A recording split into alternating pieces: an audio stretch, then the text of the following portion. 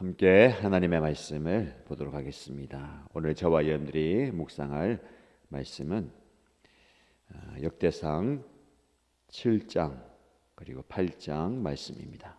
긴 본문이어서 지금 읽지 않겠습니다. 여러분들 개인적으로 읽으시고요.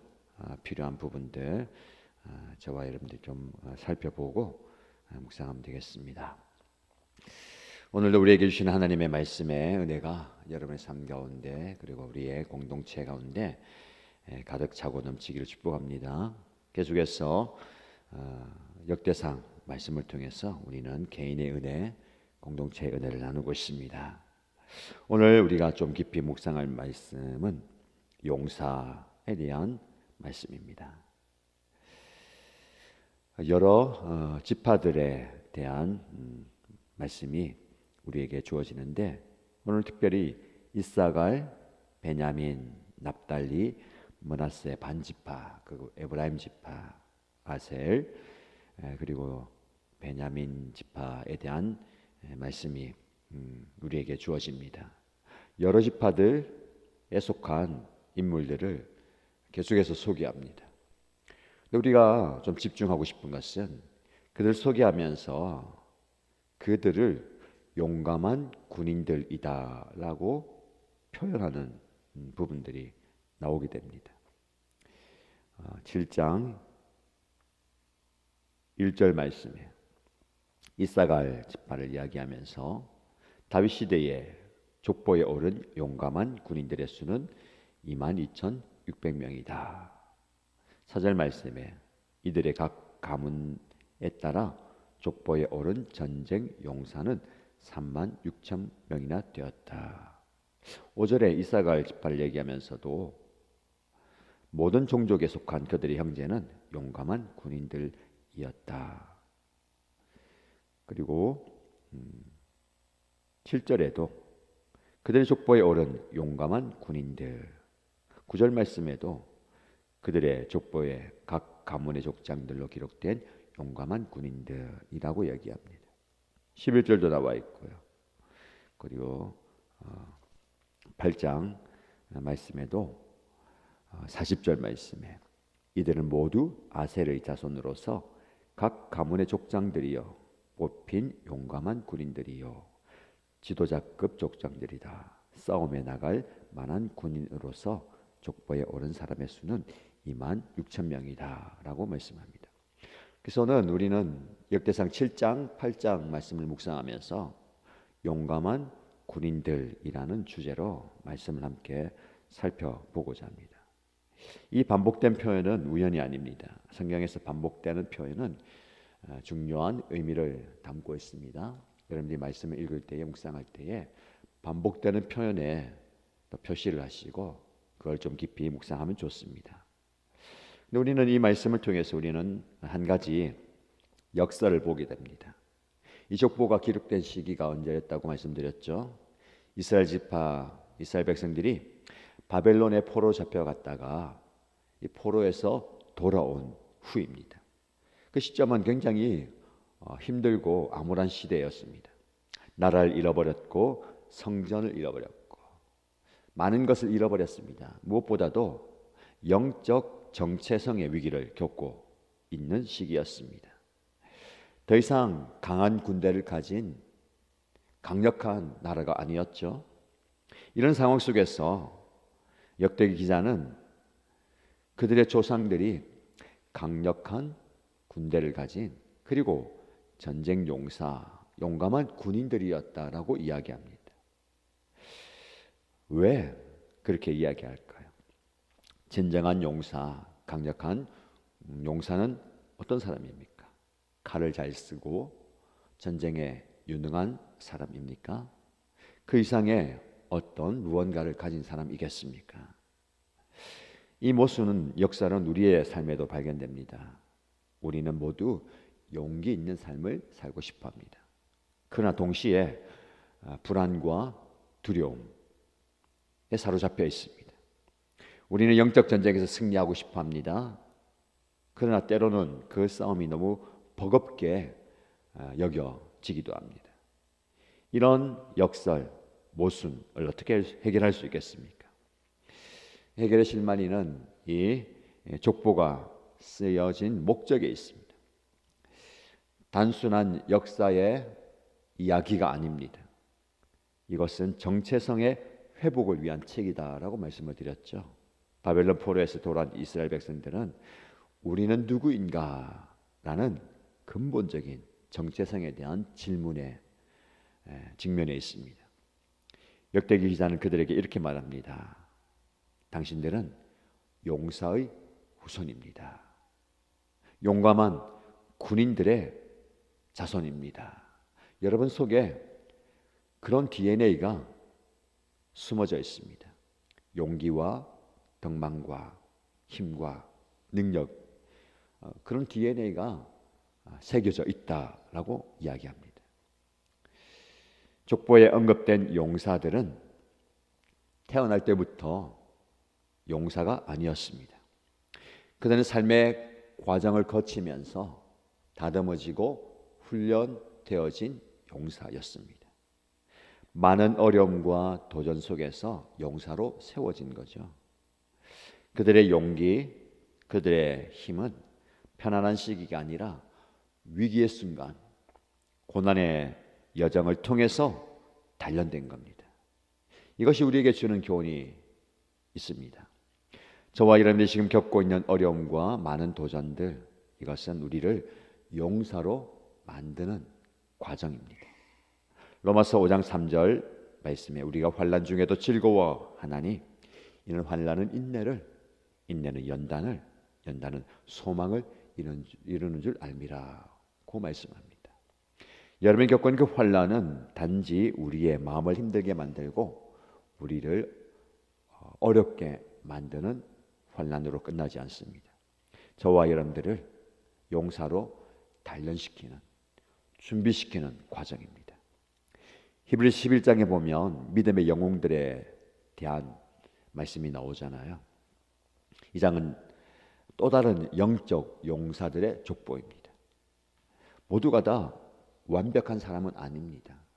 저와 여러분처럼 두려움과 의심과 실패를 경험한 사람들입니다.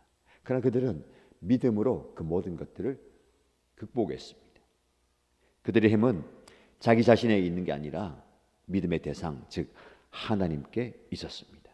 우리도 마찬가지입니다.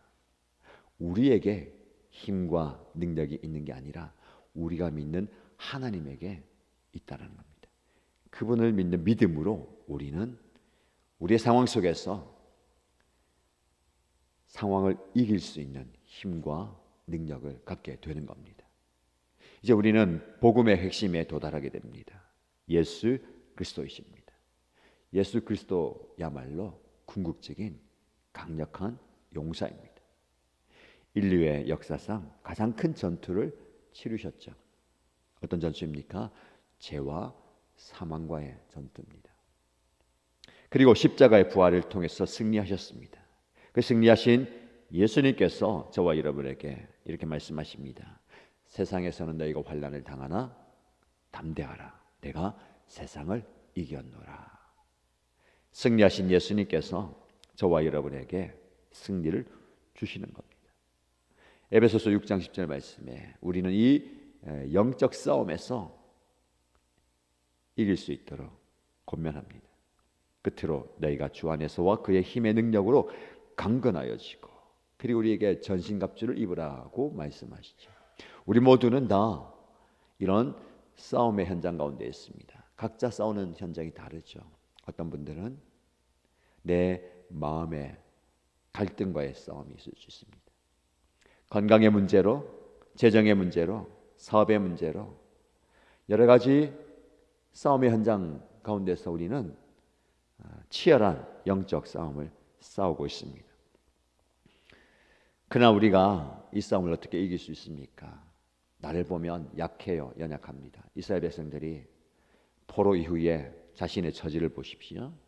아무것도 없고 잃어버렸고 힘도 능력도 없습니다. 그러나 오늘 역대상 말씀을 통해서 용감한 군인들을 이야기하면서 여러분이 용감한 군인들, 용맹한 군사들의 후손입니다.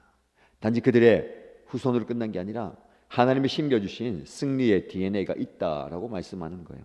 우리도 마찬가지입니다. 복음의 역설이 여기에서 나옵니다. 우리는 약하죠. 그러나 약할 때 강해집니다. 우리는 한계가 있습니다. 그러나 우리 한계를 인정할 때에, 그리고 그리스도께 우리의 한계를 내려놓고 그분을 의지할 때에 우리는 진정한 용사가 되는 것입니다. 고린도후서 12장 9절 말씀에 바울은 이렇게 고백합니다. 내 은혜가 내게 족하다. 이는 내 능력이 약한 데서 온전하여 짐이라. 여러분, 우리의 약함을 자랑하십시오. 약할 때 그때 강함이 찾아오는 것입니다. 하나님께로부터 오는 능력이 찾아오는 것입니다. 오늘 본문의 말씀에 소개된 용사들은 자신의 힘이 아닌 하나님의 힘으로 싸웠습니다. 그리고 그들은 약함 가운데 하나님의 강함을 경험했습니다. 이것이 우리가 경험해야 될 복음의 핵심입니다. 나는 부족합니다. 나는 연약합니다. 나는 보잘것없을 뿐만 아니라 아무것도 아닙니다. 그러나 약한 나로 강하게 하시고 부족한 나로 하나님의 일을 하게 하시는 그 능력을 경험하시길 축복합니다. 이제 이 복음의 진리를 우리의 삶 가운데 구체적으로 적용해 보십시다. 우리가 그리스도 안에서 용사의 정체성을 깨닫게 된다면 우리의 삶은 어떻게 변하겠습니까? 첫 번째, 우리는 더 이상 두려움이 아닌 믿음으로 살게 되는 것입니다. 우리 모두가 다 두려움이 있습니다. 미래에 대한 두려움이 있고요, 죽음에 대한 공포가 있고 삶에 대한 염려가 있습니다. 그러나 요한일서 4장 18절 말씀은 사랑 안에 두려움이 없고 온전한 사랑이 두려움을 내쫓는다라고 말씀합니다. 복음의 능력입니다. 예수 그리스도의 사랑이 우리 안에 있는 두려움을 몰아내고 우리 안에 하나님의 사랑을 가득 채워가는 것입니다. 우리가 하나님의 사랑을 알 때에 우리는 더 이상 두려움이 아닌 용기를 가지고 살게 되는 것입니다. 두 번째로 우리는 어려움을 다른 시각으로 보게 될 것입니다. 우리가 직면한 도전들이 참 많습니다. 그 도전들이 우리를 두렵게 만들고 물러서게 만듭니다. 그러나 더 이상 우리를 무너뜨리는 장애물이 아니다라는 것을 깨닫게 될 것입니다. 오히려 우리를 용사로 만드는 도구, 계기가 되는 겁니다. 야고보서 1장 2절 말씀해 보시면 내 형제들아 너희가 여러 가지 시험을 만나거든 온전히 기쁘게 여기라. 이는 너희 믿음의 시련이 인내를 만들어내는 줄 너희가 압니다 라고 말씀합니다. 여러분, 믿음의 시련이 인내가 연단시키는 우리를 통해서 하나님의 사람으로 세워지는 겁니다. 우리의 시각이 바뀌는 거예요. 지금까지는 내 앞에 있는 그 도전들이 나를 힘들게 만들고 나를 무너지게 만들고 나를 주저하게 만드는 장애물, 방해물로만 봤는데 오히려 새로운 시각으로 그것이 내가 다음 단계로 도약하는 디딤돌이 되는 거예요. 여러분의 장애물을 밟고 다음 단계로 가십시오. 거기에 짓눌려서 눌려가지고 허우적대지 마시고요. 그런 은혜가 있기를 축복합니다. 세 번째로 우리는 다른 사람들을 격려하는 또 다른 용사가 될 것입니다. 히브리서 10장 24절 말씀은 서로 돌아보아 사랑과 선행을 격려하며 오직 권하여라고 말씀합니다.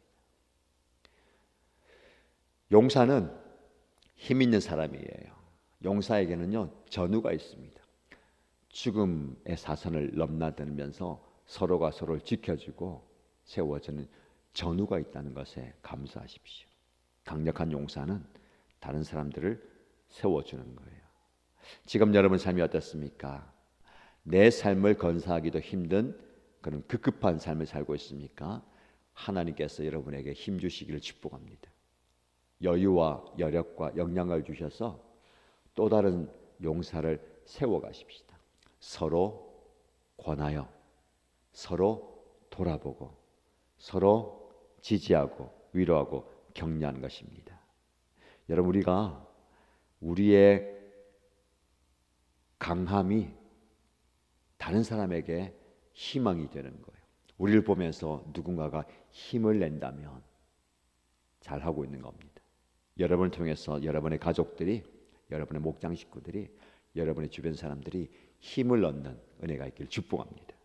마지막으로 우리는 하나님의 나라를 위한 용사가 될 것입니다. 디모데후서 2장 3절 말씀에 네가 그리스도 예수의 좋은 군사로 나와 함께 고난을 받을지니 라고 말합니다. 그리스도의 군사, 예수의 군사, 하나님 나라의 군사입니다. 내가 내 것을 얻기 위해서, 내가 원하는 것을 얻기 위해서 하는 군사가 아니라 예수 그리스도의 좋은 군사입니다. 개인적인 승리를 넘어선 하나님 나라의 의를 위해서 싸우는 군사입니다. 오늘 우리가 살펴본 7장과 8장 말씀의 족보, 단순한 이름의 목록 나열이 아닙니다. 하나님의 백성으로서 우리의 정체성을 상기시키는 말씀입니다. 저와 여러분들은 용감한 군사, 용사의 후손입니다. 그리스도 안에서 우리 자신이 용사이다라는 것을 기억하십시오. 지금 여러분들이 어떤 전투를 치르고 계십니까? 기억하십시오. 여러분은 혼자가 아닙니다. 성령께서 여러분을 지켜주시고 보호하시고 싸움에서 승리하게 하십니다. 그러므로 여러분에게 축복합니다. 용기를 잃지 마십시오. 더 나아가서 말씀을 드립니다. 여러분은 그리스도 안에서 이미 용사입니다. 용사의 삶을 살아가는 저와 여러분 되시기를 주님의 이름으로 축복합니다.